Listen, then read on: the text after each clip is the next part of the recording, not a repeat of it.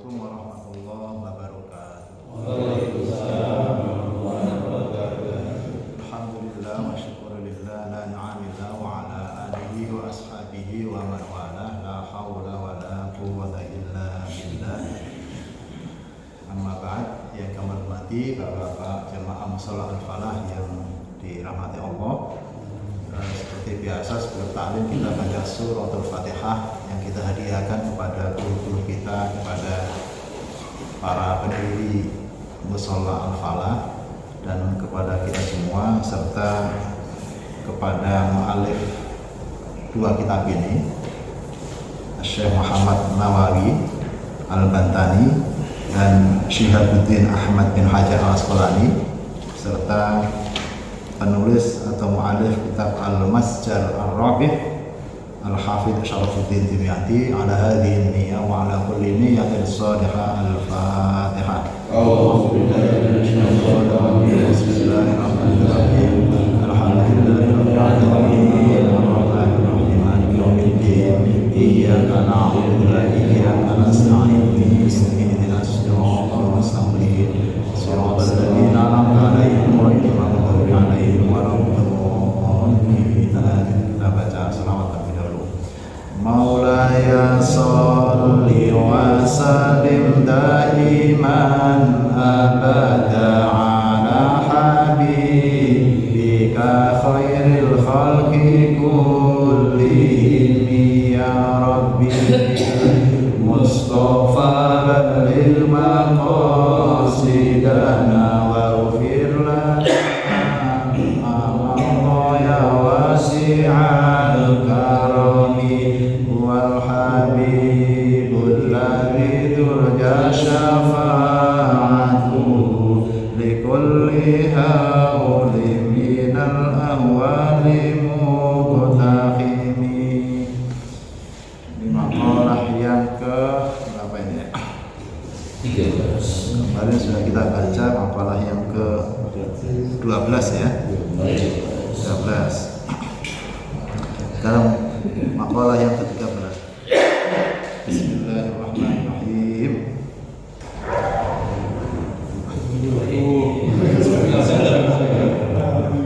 Sehat.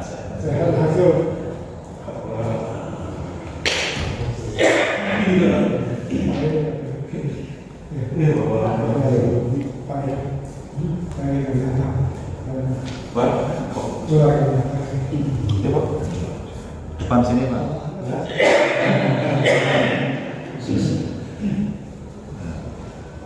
Wal maqalah ats-tsalitsata asyrata, maqalah yang ke-13 Anil Hasan Al-Basri, Hasan Al-Basri radhiyallahu anhu. Hasan Al-Basri itu siapa? Wa huwa min akabirit tabi'in. Hasan sering kita mendengar nama Hasan Al-Basri. Hasan Al-Basri. Hasan Al-Basri, dan nama ini populer di kalangan umat Islam karena iltifat itu melirik makna yang ada dalam nama Hasan Al-Basri. Hasan Al-Basri adalah min akabirit tabi'in, di antara tabi'in yang besar. Min akabirit tabi'in. Tabi'in itu banyak.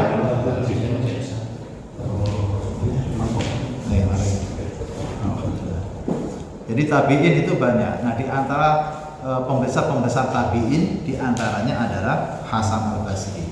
Kalau tabi'in itu berarti orang yang hidup pada masa sahabat.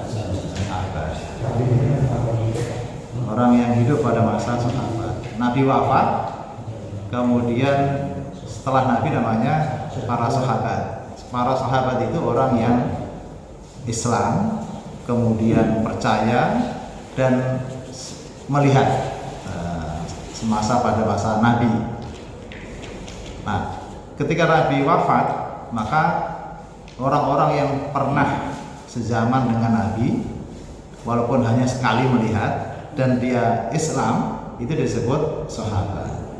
Nah, generasi sahabat ini panjang, lama. Nah, orang-orang yang hidup pada masa sahabat yang tidak menangi pada masa Nabi, tidak melihat Nabi, itu disebut tabi'in.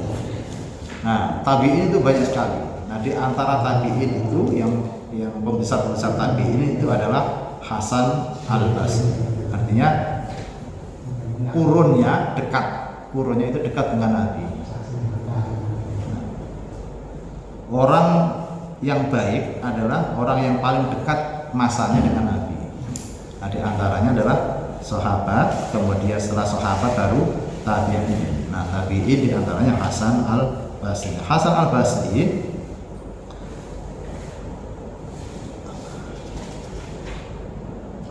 mengatakan man la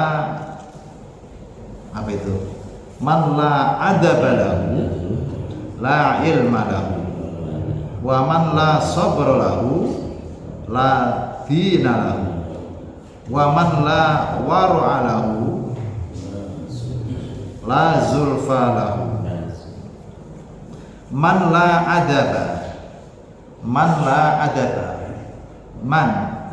adaba orang yang tidak memiliki adab, tidak memiliki akhlak seseorang terhadap Allah, ma'allahi ta'ala wa ma'al khalqi, dan tidak memiliki adab terhadap makhluk, tidak memiliki adab kepada sesama manusia, tidak memiliki adab terhadap Allah, maka la ilma lahu, maka dia tidak disebut orang yang alim. Walaupun dia alim, walaupun dia pintar, tetapi adabnya terhadap Allah, adabnya terhadap sesama manusia, terhadap makhluk tidak baik, maka sesungguhnya dia itu bukan orang alim. Terhadap makhluk apa saja, sama orang baik, tapi sama binatang menyiksa, tidak baik, maka itu bukan orang alim. Sesungguhnya dia itu orang bodoh. Apalagi tidak punya adab terhadap Allah, maka dia la ilma lahu. Sesungguhnya dia itu bukan orang alim. Banyak kita temukan orang-orang seperti ini ya. Dengan tetangga belum tentu baik. Kemudian di rumah belum tentu baik sama istrinya. Tetapi ketika di musola baik. Ya, baiknya harusnya semuanya. Dengan tetangga, dengan istri, dengan teman sejawat, dengan teman seprofesi, nah itu harus berperilaku, punya adab, punya akhlak yang baik. Yang kedua, wa man la sabra lahu, orang yang tidak memiliki kesabaran. Sabar terhadap apa? Ala tahammulil bala'i wa adal khalqi wa ala masyaqqati jitinabil ma'asi wa ala adail faraidi. Tidak sabar terhadap tahammulil bala'i, menahan cobaan. Orang yang sabar di dalam menahan ujian, menahan bala, menahan cobaan, menahan ujian, kemudian wa'adal khalqi, dan wa'adal khalqi itu dimaknai ada itu apa ya? Disakiti orang itu. Nah, ketika disakiti orang dia tahan, sabar. Lalu yang selanjutnya sabar di dalam sulitnya, repotnya menjauhi maksiat. Maksiat itu kan menjauhi, menghindar itu kan sulit. Maksiat sekarang. Contohnya apa ya? Kalau orang hajatan itu kan biasanya ada hiburannya itu apa? Supaya halus, gambus. Itu siangnya. Tapi menjelang sore jam malam dangdut. Itu saudara sendiri misalnya, sulit kita menjauhi maksiat. Kalau pakaiannya sopan, oke, gak apa-apa gitu. Tetapi melihatnya itu kan, melihatnya itu, goyangannya itu yang tidak boleh.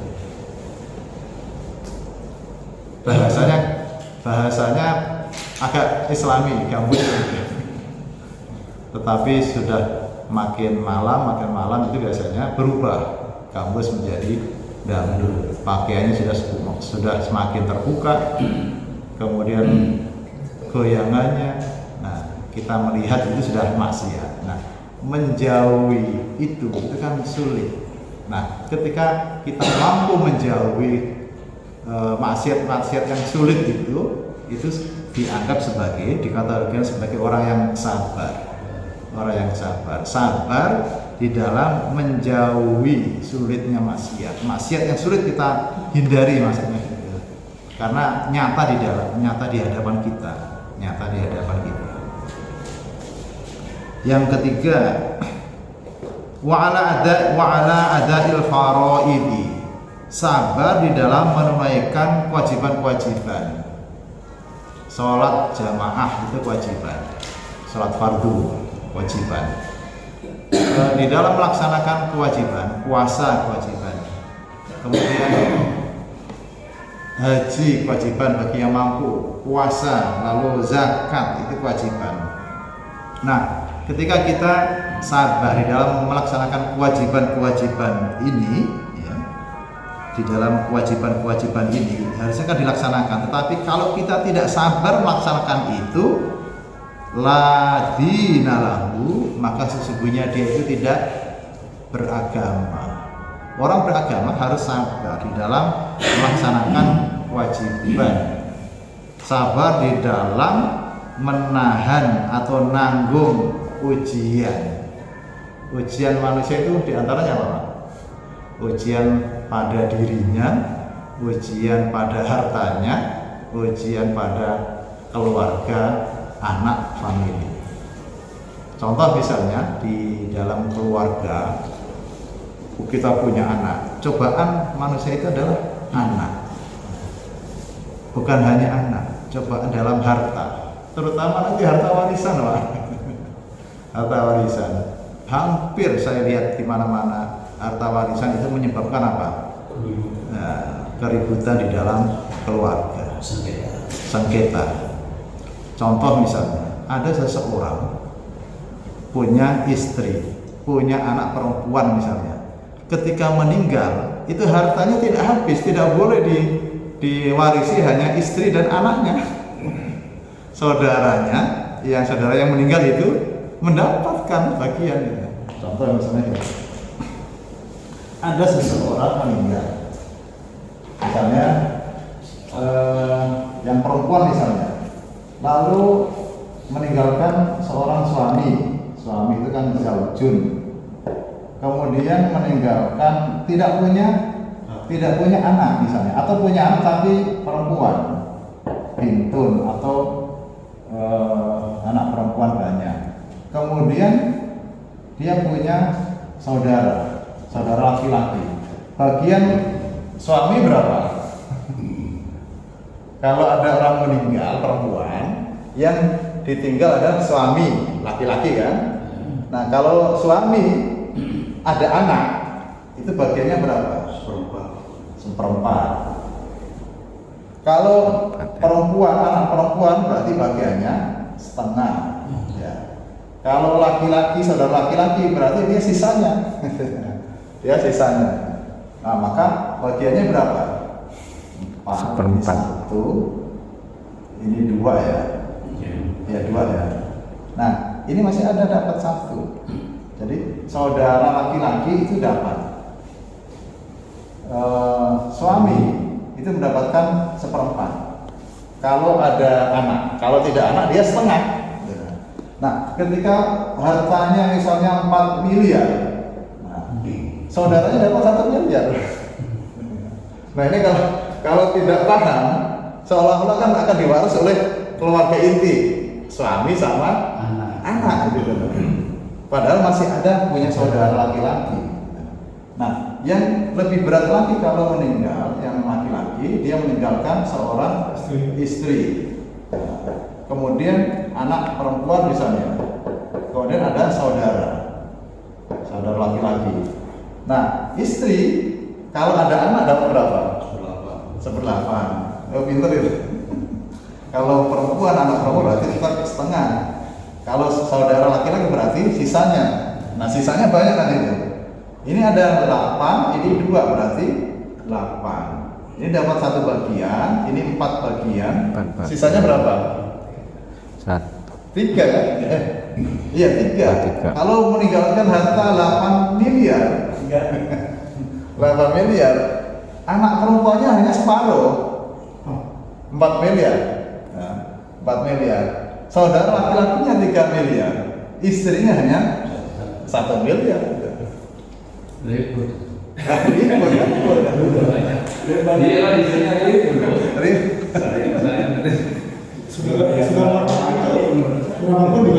Iya, kalau saudara laki-laki, kecuali kalau punya anak laki-laki, itu sudah habis saudara laki-laki. Nah, ini cobaan manusia di dalam harta, cobaan dalam dirinya sendiri, cobaan di anak. Gitu. Nah, rata-rata itu di harta. Sayang banget ya. Sayang banget. Sayang banget. Ini dijual ini sekarang. Nah, kalau harta itu misalnya sebelum meninggal, kemudian diberikan oleh orang tuanya kepada anaknya, itu tidak boleh semuanya. Hanya sepertiga. Jadi wasiat nggak boleh menyalahi hasil. Iya, nggak boleh melebihi sepertiga. Nah, itulah cobaan. Jadi man la sabrolahu, sabar dalam menjalankan kewajiban.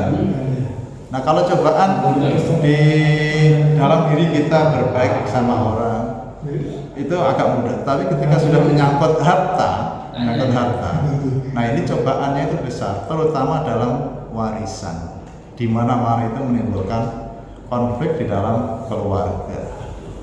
Dan umumnya warisan ini tidak segera dibagi, tidak segera dibagi masalah. Harusnya langsung dibagi. Kalau sudah dibagi, misalnya ada anak yang masih kecil, nah dengan kebijakannya yang kakak-kakaknya menerima, sudah dibagi, sudah mengetahui bagiannya, oke nggak apa-apa, tapi disisihkan untuk pendidikan, membesarkan anak yang masih kecil tadi itu. Nah, itu nggak apa-apa. Tapi begitu meninggal, segeralah dibagi waris. Nah, hukum seperti ini kan jarang kita temukan. Tadi siang saya diskusi dengan wakil rektor UNJ itu bagian kerjasama, ada tamu dari Dubai, dekan Fakultas Hukum dan Syariah, ditemani seorang peneliti, Dr. Abdullah bin Husain. Nah, ternyata di Dubai itu Islamnya Islam moderat. Dia pahamnya Ahlus Sunnah, Imam Syafi'i dan Imam Maliki. Sebagian ada Imam Hanafi. Nah, itu melakukan penelitian dan menghasilkan buku, diantaranya buku tentang waris, bahwa perempuan itu lebih banyak warisannya gitu. Lain lagi itu. Lain lagi. Kalau saya tidak setuju. Harus tetap melaksanakan perintah sesuai dengan ayat yang ada dalam surat An-Nisa. Kalau seorang suami atau istri ketika ditinggal oleh suaminya atau istrinya kemudian punya anak, nah itu bisa mengurangi. Kalau tidak ada anak, kalau suami bisa dapat setengah. Kalau ada anak berarti seperempat. Kalau istri kalau tidak ada anak berarti seperempat. Kalau ada anak berarti 1/8. Nah, belajar ini di mana?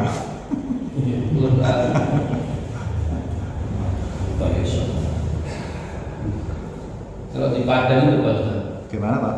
kalau Padang itu pembagiannya kayaknya perempuan yang dominan. Padang ya? Iya.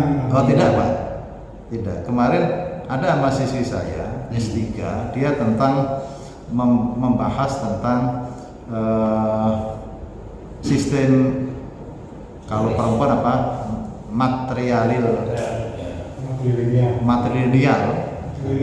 sistem material di Minangkabau. Tetapi saya juga nanya tentang faraid ketika menyangkut pembagian waris, mereka menyebut tidak sesuai dengan syariat gitu kan.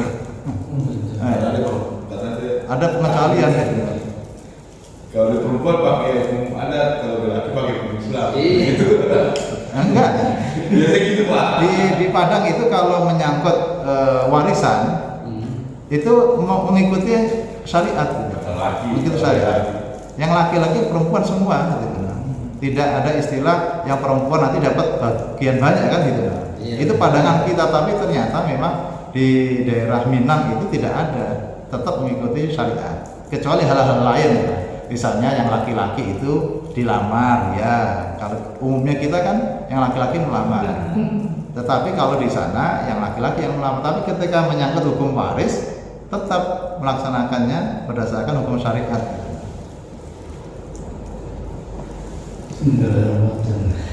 Ya ini cobaan. Nah, sabar gak ini? Kita sabar di dalam melaksanakan perintah atau tidak? Nah, yang rumit-rumit gini biasanya saya itu senang. Hitung-hitungan. Faraid ya, kita sebut faraid. Atau kalau dalam perpintahan kita sebut ilmu falak. Nah itu biasanya senang ya. Berarti pengadilan agama itu juga mengacu pada ini. Mengacu pada ini.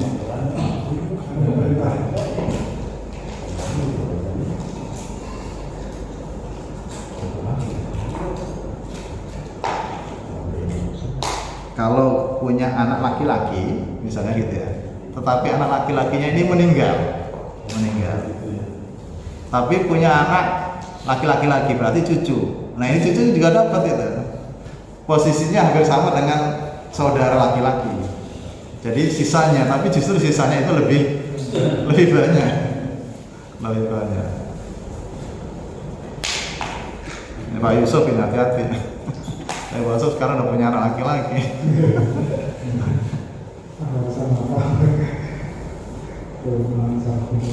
Harus dijelaskan. Harus dijelaskan begini.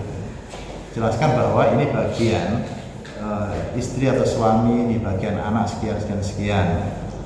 Misalnya punya anak laki-laki dan punya anak perempuan, dikasih tahu bahwa anak laki-laki dapat 2 bagian gitu ya, anak perempuan dapat 1 bagian. Sudah dijelaskan seperti itu. Jika ingin membagi secara rata, itu terserah dia. Tetapi kita sudah menyampaikan bahwa bagian laki-laki itu 2 kali lipat bagian perempuan. Nah, jika sudah mengetahui bagian masing-masing, tetapi kemudian ingin dibagi rata, nah itu terserah.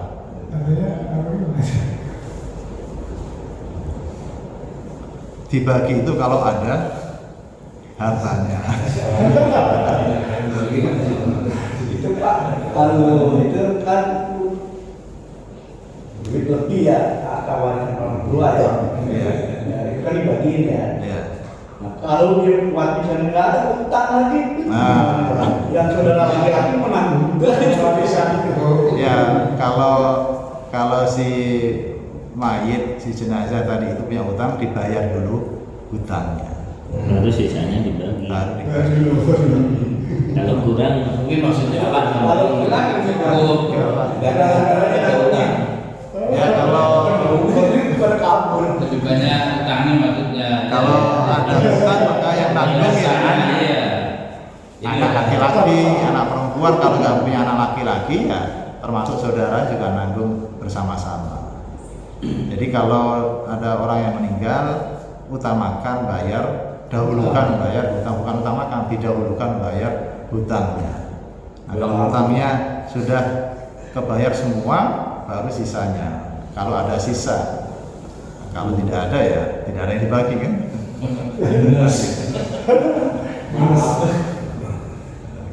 Nah itu cobaan dalam hal harta itu memang sulit, karena tidak 1-2 orang. Seringkali cobaan harta itu menjadikan keluarga itu menjadi renggang, pecah karena harta warisan itu tadi. Orang Betawi tanahnya Iya, orang Surabaya banyak. Pak Sugeng ada sering kesal dengan tanah. Ini sama. Orang Jogja banyak tanahnya juga.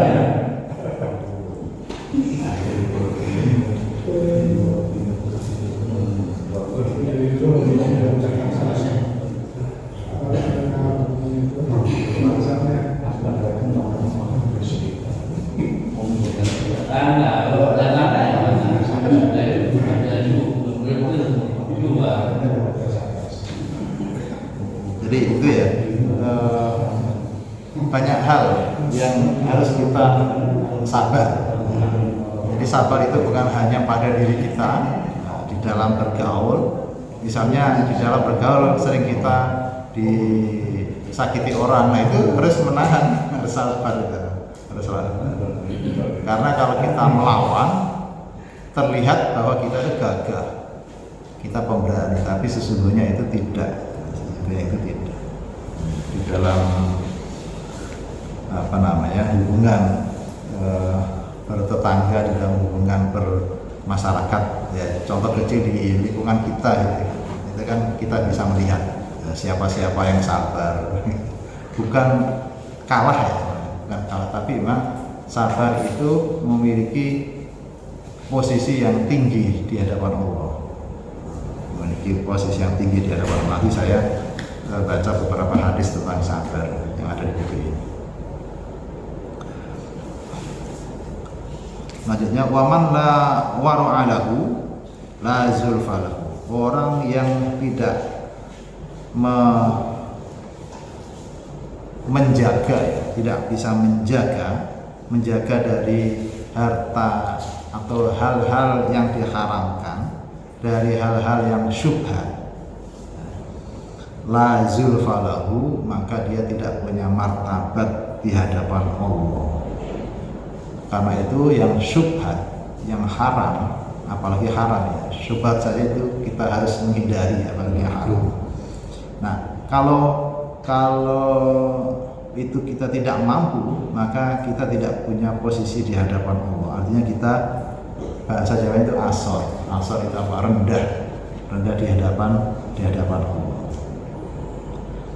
Karena itu terutama dalam harta tadi, kemudian dalam keluarga, bagaimana kita harus bisa mendidik istri kita, mendidik anak-anak kita, cucu-cucu kita. Keluarga itu harus dibangun berdasarkan apa? Kalau di dalam keluarga yang modern ini berdasarkan kepercayaan, iya kepercayaan, tetapi istri harus bisa menghormati suami. Nah, kalau sudah berkeluarga, suami ini menjadi kepala rumah tangga yang harus ditaati, dihormati oleh istri tersebut. Ketaatan istri terhadap orang tua ketika sudah nikah, maka keutamaannya yang paling utama ditaati yang pertama adalah suami, karena sudah sudah menjadi keluarga, sudah menjadi istri. Jangan kemudian mendahulukan taat kepada orang tua. Contoh misalnya, ketika suami tidak ada, istri di rumah, orang tua sakit. Nah, ketika akan berkunjung ke orang tua yang sakit, kan izin dulu. Jangan nyolong, harus izin sama suami. Karena suami kepala rumah tangga. Tidak menghalangi, tapi izin terlebih dahulu kepada suami. Nah, suami yang baik tentu mengizinkan, dengan catatan ada saudara anak yang mendampinginya.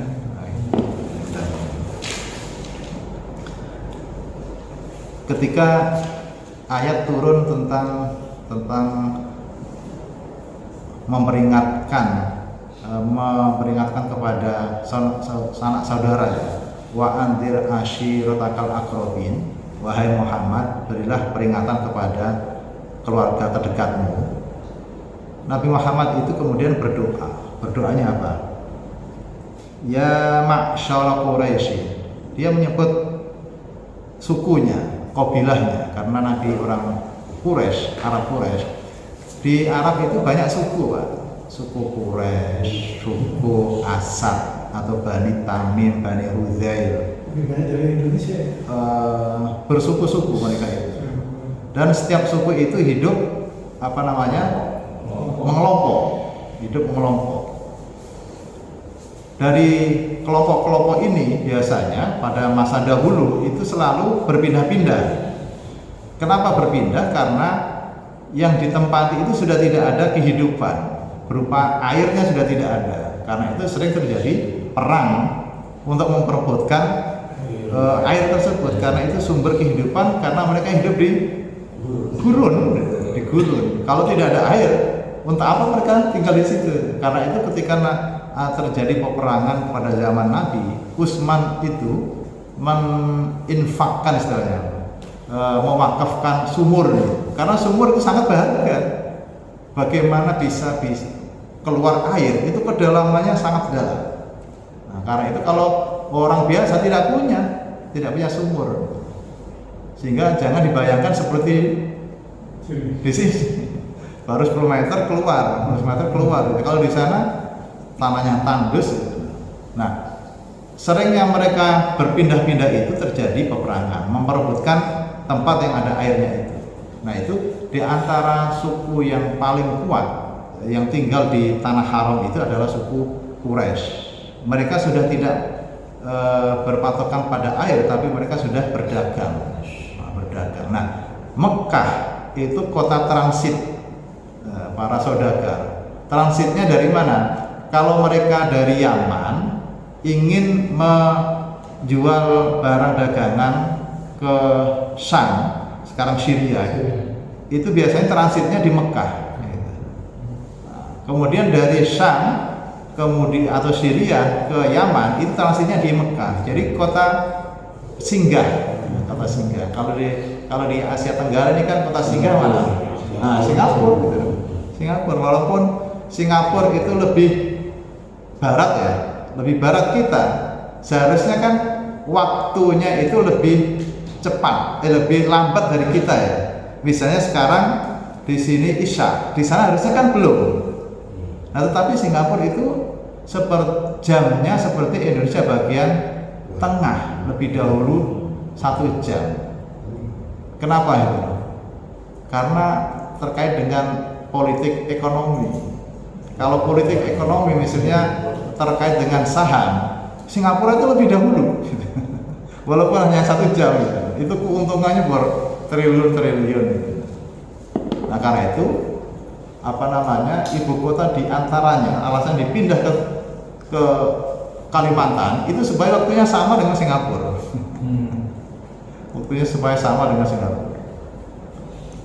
Kota singgah Singapura kecil, tetapi begitu ramainya. Mekah juga sama. Nah, di antara suku yang menguasai Mekah itu adalah Quraisy. Dan Quraisy ini suku yang paling fasih di tanah Arab. Suku Asad itu ada di Yaman, itu fasih. Para sastrawan itu banyak muncul dari sana. Bani Tamim, Bani Hudair. Tetapi Quraisy itu lebih fasih atau paling fasih. Dan Nabi dilahirkan dari suku Quraisy. Dan Nabi paling fasih. Berarti apa? Berarti di antara manusia Arab ini, orang Arab yang paling fasih adalah Nabi. Terutama ketika mengucapkan makhraj dot. Itu paling sulit. Karena itu simbol bahasa Arab itu menggunakan dot. Shot, dot. Itu simbol bahasa Arab. Karena apa? Dot itu adalah huruf yang paling sulit makhrajnya. Tidak semua orang bisa, karena dia harus muter di sini. Walau. Nah, ketika ayat wa anzir ashiratakal aqrabin, Nabi semacam berdoa ya, atau mau manggil ya ma'syar Quraisy, wahai orang-orang Bani Quraisy. Walaupun bagaimana, Nabi itu adalah orang Arab, ya, orang Arab. Katanya kan tidak semuanya keturunan Nabi, ada keturunan Abu Lahab, iya. Atau bangsa Arab memerangi Nabi, tapi kan Nabi tetap dari Arab. Ya ma'syar Quraisy, angkidhu anfusakum minan nar, fa inni la amliku lakum darran wala naf'an. Selamatkanlah diri kalian dari api neraka, karena saya tidak mampu untuk apa? Untuk memberikan manfaat, tidak mampu menolong kalian. Demikian juga dilanjutkan ya ma'syar Bani Ka'ab bin Lu'ay, ya ma'syar Bani Qusay, ya ma'syar Bani Abdi Manaf, ya Bani Abdil Muttalib, angkidhu anfusakum minan nari fa inni la amliku lakum darran wala naf'an. sesungguhnya saya tidak mampu menolong kalian. Itu ungkapan Nabi secara umum, itu secara umum. Tapi diakhiri sampai ya Fatimata binta Muhammadin angkiri anfusaki minan nari fa'in, sampai Fatimah disebut ya Fatimah anakku, selamatkanlah dirimu dari api neraka. Saya tidak bisa berbuat apa-apa. Itu seruan Nabi secara umum. Apakah Nabi memang tidak bisa menyelamatkan? Tentu bisa. Lalu diakhiri illa anna lakum rahiman wa sa'abulluha bibalaliha. Hanya saja ketika mengucapkan itu bahwa kalian memiliki kasih sayang dariku, karena itu nanti saya akan membasahi kalian. Artinya apa? Walaupun Nabi tadi menyerukan secara umum bahwa wahai orang Quraisy, kemudian wahai Bani Abdul Muthalib, wahai Fatimah, selamatkanlah diri kalian masing-masing. Saya tidak mampu, saya tidak bisa menyelamatkan kalian. Tetapi diakhiri illa annalakum rahiman wa sa'abulluha bibalaliha. Saya akan membasahi artinya tetap menolong. Karena itu kalau kita mencintai Nabi harusnya apa? Ya juga mencintai keluarganya. Kalau kita mencintai Nabi sebagai orang Arab, harusnya juga mencintai bangsa Arab. Tidak bisa dilepaskan. Kalau kita melihat seorang kiai misalnya ulama, kita mencintai ulama itu, juga kita mencintai keluarganya. Bagaimanapun Nabi itu akan menolong orang-orang terdekatnya, terutama keluarganya. Sehingga keturunan Nabi atau yang kita sebut habaib atau dzurriyyah Nabi itu pasti juga ditolong, diperhatikan oleh Nabi. Suatu saat ada santri masuk pesantren menghadap ke Mbah Kiai Maimun Zubair, diantar orang tuanya. Karena wajahnya tidak kelihatan Arab, dianggap biasa. Setelah itu ditempatkan di kamar-kamar. Kalau di pesantren sana itu satu kamar banyak Pak. Misalnya ukurannya berapa? 6 kali 6, itu ada 30 orang. Hanya untuk naruh apa? Lemari. Setelah itu tidurnya di mana-mana gitu. Dan pesantren itu biasanya tidak menolak santri. Nah, setelah berjalannya waktu, setelah dibagi-bagi, akhirnya malam-malam kamar yang ada orang yang dzurriyyah Nabi itu diketok-ketok. Nah, ternyata yang ngetok itu Mbah Maimun Zubair. Ditanya, ada nggak yang namanya Ali? Misalnya kalau namanya Ali. Nah, ketika dipanggil ada namanya Ali. Setelah dipanggil akhirnya orangnya datang, akhirnya diajak keluar. Kenapa kamu kok tidak memberitahu? Nah, jawabannya bangun apa itu? Saya tahu karena kemarin saya mimpi ketemu Nabi, nitip gitu. Saya nitip cucuku di pesantren. Nah, begitu diperhatikannya, walaupun cicit yang sudah keberapa kali itu, sudah ke-40 gitu. Karena masih punya darah, punya nasab pada diri Rasul, maka Rasul itu akan menjaga. Ada Habib misalnya yang tidak baik, ya, umpamakan seperti Al-Quran kalau misalnya Al-Qurannya robek, sudah kusut, sudah kena air, tidak bisa dibaca, itu kan tidak mungkin kita membiarkan Quran tersebut, tetap kita simpan walaupun tidak bisa dibaca. Nah, itu umpamanya seperti itu.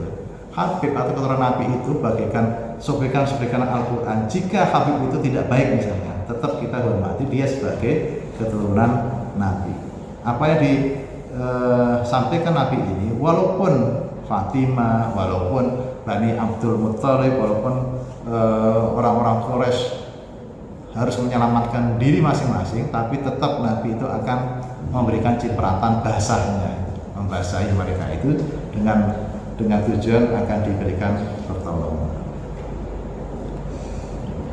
Nah, ini makalah yang ke-13.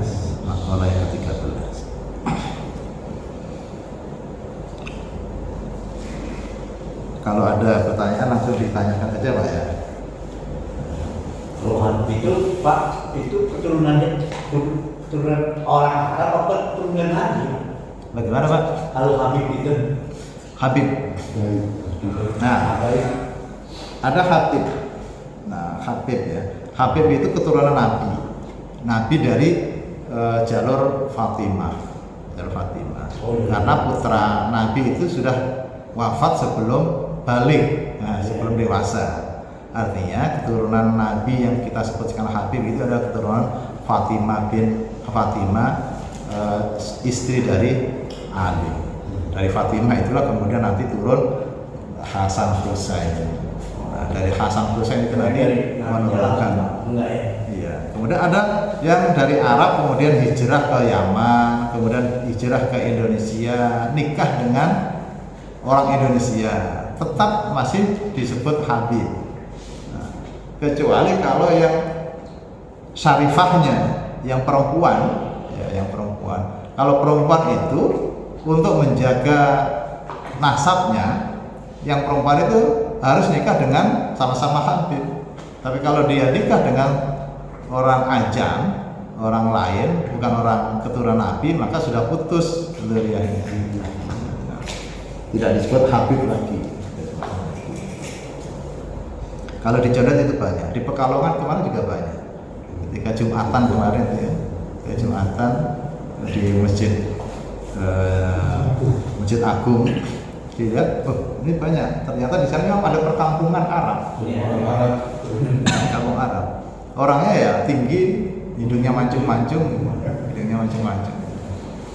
Kalau sini di Condet itu ada perkampungan orang Arab. Gimana Pak? Bedati. Ya Bedati itu ada banyak gitu. Kalau di puncak itu Arab saja, bukan zuriyah Nabi.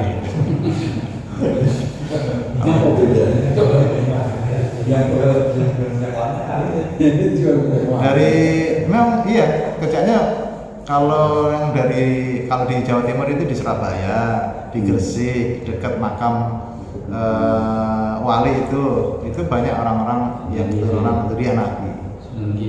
Senanggiri. Habib kalau banyak juga dari Yaman, tapi yang sering kesini nggak tahu nih Habib atau tidak ini. Siapa namanya itu? Saya belum tahu itu nasabnya.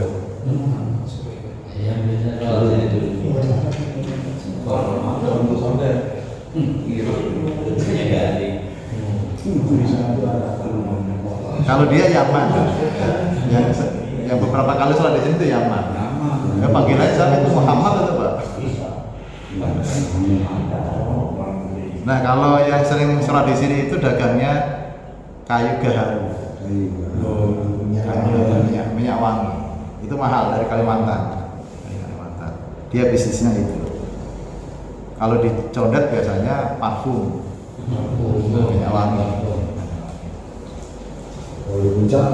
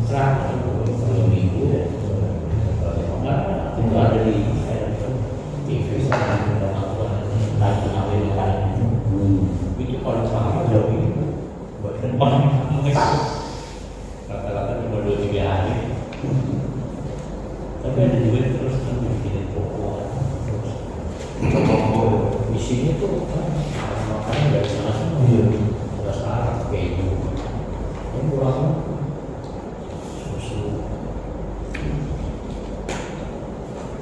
Situ ada hotelnya khusus. Baik, kita lanjutkan makalah yang ke berapa ini? 12. Makalah yang ke-14. Wal maqalah ar-rabi'ata asyrata. Ruwiya anna rajulan min bani Israila kharaja ila talabil ilmi fa balagha dzalika nabiyyahum fa ba'atha ilaihi fa'atahu fa qala lahu ya fata inni a'idzuka bi thalathi khisalin fiha ilmul awwalin wal akhirin khafillaha fis sirri wal alaniyah wa amsik lisanaka 'anil nasi la tadhkuruhum illa bi khairin wanzur khubzaka alladhi ta'kuluhu hatta yakuna minal halali famtana al fata 'anil khuruji. Diriwayatkan dari seorang laki-laki dari Bani Israil. Ada seorang laki dari Bani Israil ini keluar dari rumah mencari ilmu, tolabal ilma. Setelah mencari ilmu, kemudian informasi bahwa ada seorang laki-laki dari Bani Israil keluar rumah kemudian mencari ilmu jauh. Berita itu sampai kepada nabi mereka, nabi Bani Israil. Nabi Bani Israil kan hampir semua nabi Bani Israil, kecuali Nabi Ismail, kecuali Nabi Muhammad. Semua nabi, hampir semua nabi itu Bani Israil. Nah, bisa dibayangkan dari keturunan-keturunan yang banyak, dari mulai Nabi Yakub ya, kemudian Ishak Yakub, terus sampai kepada Nabi Isa, Nabi Zakaria, itu kan nabi Bani Israil. Nah, kemudian tiba-tiba nabi pungkasan bukan dari mereka, bukan dari Bani Israil. Itu kan semacam apa ya? Yang selama ini nabi itu dari mereka, tiba-tiba nabi terakhir pamungkasnya dari Arab. Itu semacam ketidakrelaan ketidakrelaan. Nah, ada seorang laki-laki dari Bani Israil mencari ilmu, keluar jauh dari rumahnya, kemudian berita itu sampai kepada Nabi Bani Israil. Kemudian Nabi tersebut mengutus, kemudian mendatangi, dan Nabi tersebut mengatakan kepada orang tersebut, perkataannya apa? Ya fata, inni a'idzuka bi thalathi khisari. Wahai pemuda, saya akan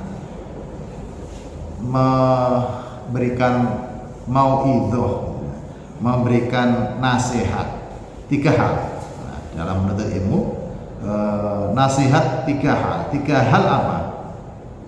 Khafillaha fis sirri wal alaniyah. Takutlah kepada Allah, takut fis sirri wal alaniyah, baik dalam kesendirian, baik dalam sembunyi-sembunyi maupun dalam terang-terangan. Artinya apa? Taat kepada Allah dimanapun berada, baik ketika sendiri tidak ada orang yang melihat maupun banyak orang yang melihat, baik ketika kita bergaul dengan orang maupun ketika sendiri. Itu yang pertama. Yang kedua, wa amsik lisanaka 'anin nasi la tadhkuruhum illa bi khairin. Tahanlah lidahmu, lisanmu, artinya apa? 'Anin nasi, dari manusia. Artinya peliharalah lisanmu untuk tidak membicarakan orang lain kecuali dengan kebaikannya, kecuali ngomongin baiknya. Kalau ngomongin jeleknya itu berarti apa? Ghibah, ngerasani. Ghibah itu biasanya mudah menjadi bumbu di dalam apa? Di dalam senda gurau itu. Kalau lurus-lurus saja itu biasanya sepi, kering gitu. Kalau sudah diletupkan satu sekali, misalnya itu ngomongin orang yang lain, harus orang yang biasanya itu nimbrung. Itu menjadi bumbu. Nah, itu hindari.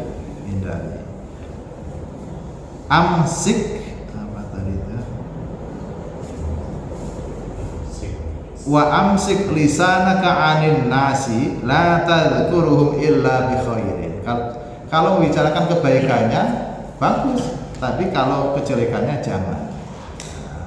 Tetapi itu tadi namanya watak orang-orang akhir zaman itu, kalau sudah ngomongin orang sekali, yang lain akhirnya nih bro, oh iya kemarin juga begini orangnya. Viral. Menjadi akhirnya diletupkan sekali, yang lain mengompori. Masa iya kemarin orang yang gini, oh iya saya juga kan sama. jadi bumbu. Nah itu hindari di dalam apa namanya kitab yang ditulis Imam Ghazali yang terakhir. Setelah itu beliau wafat, Minhajul Abidin, diriwayatkan oleh Fudail bin Iyad mengatakan hadza zaman, ini adalah masa apa? Ikhfad lisanaka wakhfi makanak wa alij qalbak wa khudh ma ta'rifu wa da' ma tunkiru. Hari ini atau zaman ini itu zaman akhir. Karena itu jagalah lisanmu. Jangan sampai menyakiti orang. Wakhfi makanak, sembunyikanlah kedudukanmu. Kalau kita punya jabatan, punya posisi, sembunyikan itu, jangan ditampakkan. Kalau ditampakkan, khawatir akan mempengaruhi orang lain, akhirnya condong kepada orang yang punya jabatan itu lupa terhadap kewajibannya. Nah, kalau orang biasanya kan begitu, kalau orang yang disebut pejabat itu justru bukan disembunyikan, malah justru di publish gitu. Habis. Kalau tidak dia mungkin bawahannya. Karena itu sembunyikanlah posisimu. Wa'alij qalbak, obatilah hatimu. Hati kita ini yang suka tidak senang terhadap orang itu obati. Sulit memang, tapi harus dipaksa, dibiasakan. Dan apa yang kita ketahui ambillah, tapi kalau yang tidak kita ketahui tinggalkanlah. Kalau kita tidak tahu jangan diomongkan kepada orang. Sampaikanlah hal-hal yang memang kita tahu. Kalau ditanya orang, saya tahu, ya saya jawab. Kalau tidak tahu lebih baik diam. Karena kalau kita menjawab sesuatu yang kita tidak tahu, khawatir akan melukai hati orang, dan itu kemudian dikemas, digoreng oleh orang lain sehingga menjadi runyam. Itu Fudail bin Iyad di dalam kitab Minhajul Abidin. Terakhir tadi ya. Wandur khubzaka, lihat rotimu alladzi ta'kulu yang kau makan, hatta yakuna minal halali. Lihatlah roti yang kau makan sampai bahwa roti itu benar-benar dari harta yang halal. Jangan kita makan sesuatu yang haram, ya, haram. Nah, itu nasihat dari Nabi Bani Israel terhadap seseorang yang menuntut ilmu. Nah, karena nasihatnya begitu baik, pertama takut kepada Allah, baik dalam kondisi sembunyi, kesendirian maupun terang-terangan. Kemudian jaga lisan, jangan sampai membicarakan orang lain kecuali hal-hal yang baik. Kemudian makanlah makanan yang halal. Nah, 3 hal itu kemudian meresap pada diri orang tersebut. Akhirnya orang tersebut, pemuda tersebut tidak mau keluar dari majlis taklim, tidak mau balik lagi ke rumahnya. Famtana al-fata anil khuruji. Kemudian orang tersebut tidak mau keluar dari majlis tersebut, balik ke negara di mana ia hidup. Akhirnya terus mengikuti taklim tersebut karena memang isinya baik, memberikan bekas kepada anak muda tersebut. Nah, ini 3 hal wasiat dari Nabi Bani Israel kepada orang tersebut. Sebelumnya tadi tentang apa tadi? Tentang sabar, tentang berakhlak kepada Allah, berakhlak kepada manusia. Kalau tidak berakhlak kepada Allah dan manusia atau makhluk, berarti tidak disebut orang alim. Atau orang yang tidak sabar terhadap ujian, terhadap balak, terhadap perilaku orang lain yang menyakiti kita, kemudian menjauhi maksiat dan sabar di dalam melaksanakan kewajiban, maka orang tersebut tidak disebut orang yang beragama. Dan orang yang tidak bisa menjauhi dari harta-harta yang haram dan syubhat, maka tidak ada martabatnya di sisi Allah. Ada dua makalah yang kita bahas. Demikian taklim terakhir di bulan Sya'ban. Jika ada hal-hal yang ingin didiskusikan, kami persilahkan. Ini Pak Ustaz. Ya. Kalau hari tadi kan laki. Alhamdulillah adanya ya Rabbana kama yasau jalali wajhikal karim wa sallallahu